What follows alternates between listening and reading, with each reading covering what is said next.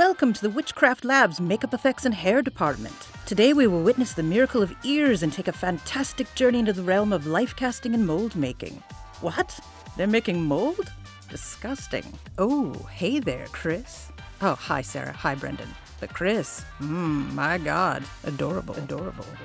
Apparently this is a 4-part series where the makeup artists make fantasy creature ear tips. Here we see the makeup artists in their natural habitat, where they must reside in a small room with access to many powerful chemicals and inhalants. We see they have found a victim for something called lifecasting. They douse the victim's specific body parts in a pinkish goo called alginate, which is actually a derivative of seaweed and warmed, and in this case poured into the ear and allowed to set, taking a perfect imprint of the victim's ear hole. If you want an imprint of your ear holes, don't just go on down to the beach, find some seaweed, and start getting all stuffy. That's just not hygienic, Linda. Think of the sand, let alone the crabs. Just don't do it. There's more to it than that.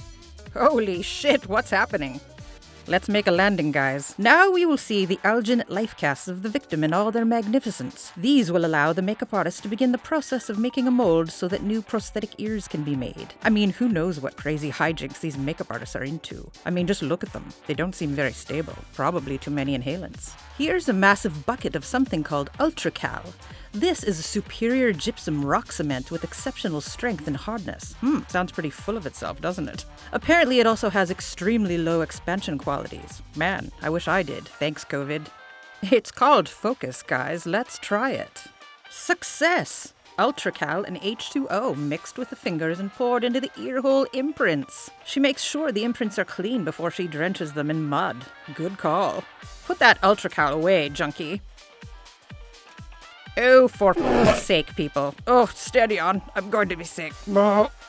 Ah, the liquid majesty of the ultracal and a titillating extra poo-like consistency as well on top. What a treat. Steady now. Who gave these people a camera, right? Here we are beginning to experience the world of corrected positives. The positives have been deeply shamed for being incorrect. They have felt the full brunt of the inadequacies as outlined by the ruthless makeup artists. Dun dun dun! Well, that was dramatic. And now, back to the shaming. Oh, turns out they are actually correcting any details or physical imperfections of the positive part of the ear that will then make up the mold in order to make the prosthetics. Wow. Well, it's too late, as I will only see these makeup artists as emotionally manipulative monsters who will inflict nothing but shame to those around them. Not cool, guys. You had one chance to be likable. Now the artist uses a series of carefully selected pokey tools to remove the undesired bits of stuff. She then works with some clay to surround and add to the ear's comfort and stability. The ear is essentially surrounded by a warm clay hug to build a base. Yes, add that clay. Get it. Fill it in. Oh, you got some inside the ear. That's naughty. Ooh, looks like someone's having fun being on Instagram in the background. I wonder what's trending. The artist then caresses the mold gently with a dampened sponge and whispers positive affirmations to it. Geez, get a room, guys. Next, the makeup artist adds more clay to the base and then cuts off all she doesn't need or approve of. Judgy. Smoothing the sides, the next step is that little divots are made that will later anchor the two sides of the mold.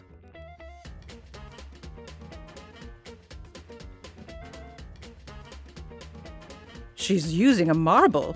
Fancy. Now, out of sheer boredom, the artist begins her daily game of Ring Around the Rosie, building her clay circle shapes to amuse herself. Have fun, little stargazer.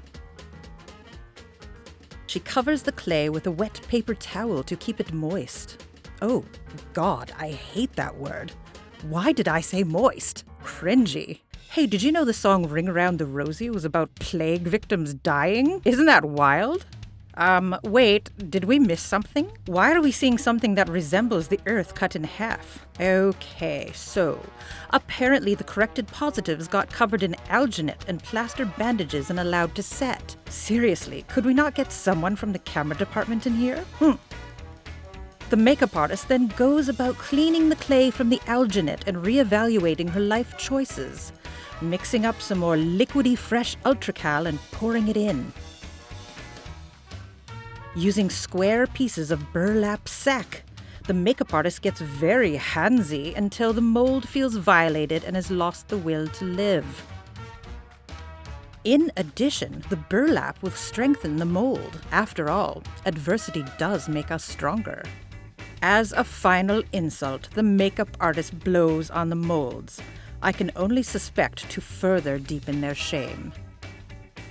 Now dry, the alginate is loosened from the plaster, the clay liberated from the alginate, and the artist proceeds with a series of pokey tools to be employed along with the world's most terrifying nail file to ensure that the mold is smooth. Ooh, correct that positive. Correct it. Oh my God, focus. Oh yes, take that part out. It's shit. Oh yeah, that's better, baby. Repeating the process now, the makeup artist again unleashes the hardened ultracal positive from its gooey alginate prison and shucks off its clam-like casted shell. She then breaks off the unwanted parts and files away her problems like there's no tomorrow. A quick brush and we're done. My God, stop it with the pokey tools. We get it. You're quite the badass. Ooh, finished positive halves of the mold. Positively smashing. Get it? Okay, fine. I kind of hate myself for that one too. Dad jokes. Am I right? Well, thanks a bunch for watching WhichCraft Labs' makeup effects and hair department. Please like, subscribe, ring that bell thingy, and stay tuned for future episodes.